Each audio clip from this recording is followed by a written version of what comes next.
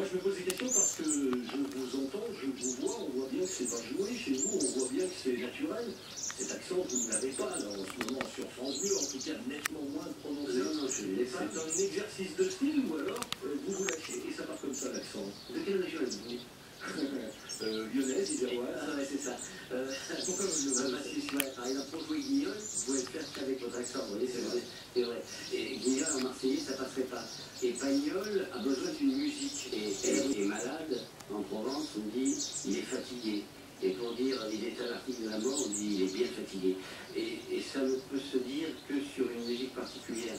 Sinon, on ne comprend pas. Pour Marius et Fanny, vous dites, Daniel Auteuil, que ce que vous racontez est plus personnel que ce que vous avez raconté dans La fille du puisatier. En quoi un texte écrit, que l'on connaît par cœur, peut devenir plus personnel? Ce que je voulais dire, c'est la façon de raconter l'histoire.